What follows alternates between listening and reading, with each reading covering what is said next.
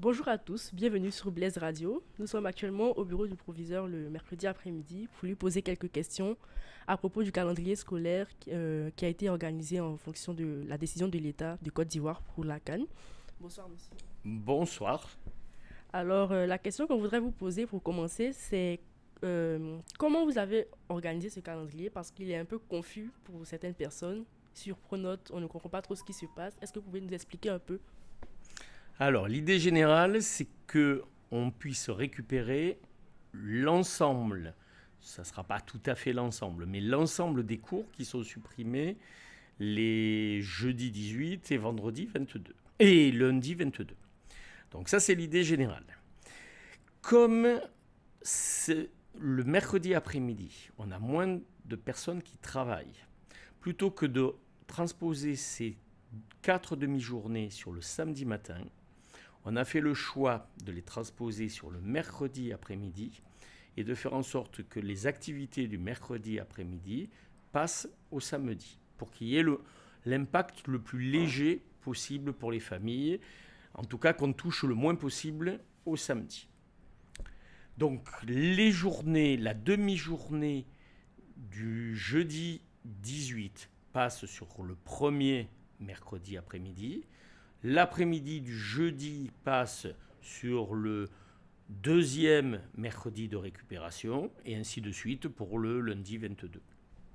Alors la deuxième question qu'on a, c'est des élèves qui se demandent mais pourquoi les devoirs communs ne sont pas plutôt le samedi matin et les cours l'après-midi plutôt que l'inverse. Parce qu'il était difficile d'organiser toutes les activités qui passent du mercredi après-midi au samedi matin.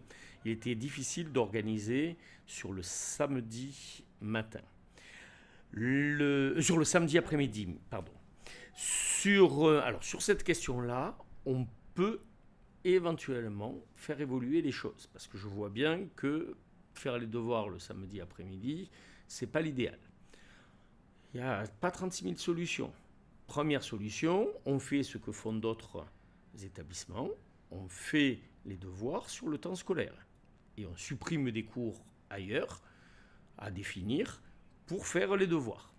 Deuxième solution, c'est de superposer les activités du samedi matin avec les devoirs en mettant une priorité aux devoirs. Autrement dit, l'élève qui a association sportive et devoirs, il va en devoir et il rate l'association sportive. Ça, c'est quelque chose qui peut encore évoluer au fur et à mesure de comment on va décliner la mesure qui n'était pas prévue et qui désorganise pas mal notre établissement. Et enfin, dernière question, des élèves se demandent pourquoi ne pas avoir plutôt envisagé des cours à distance comme pendant la période de confinement. Mais parce que ça n'a pas de sens. La question qui est posée, ce n'est pas une question au départ sur les embouteillages et sur les transports. C'est l'idée que pour les élèves ivoiriens, il n'y aura pas cours les journées où l'équipe nationale joue. Qu'on travaille en EAD ou en présentiel, c'est la même idée. À ce moment-là, il ne fallait pas bouger et il fallait qu'on se désolidarise de l'idée générale que les jours où l'équipe ivoirienne joue, eh bien, les élèves ne travaillent pas. Qu'ils travaillent en EAD, en présentiel ou autre, pour moi, c'était la même chose. Après, on peut se demander si on n'aurait pas eu intérêt à garder le matin, par exemple, et à faire une demi-mesure. Là, on s'est aligné totalement sur le système des écoles ivoiriennes. Et c'est quelque chose qui est difficile à décliner et qui sera décliné de manière très différente selon les établissements. L'objectif pour nous, ça a été d'essayer de préserver, tout en faisant en sorte que les élèves suivent, comme les élèves ivoiriens, le rythme de l'école ivoirienne, de préserver le maximum les cours et les activités et de les rattraper. Et on verra si l'avenir nous donne raison ou pas sur ce choix, qui est un choix qui aurait pu être autre.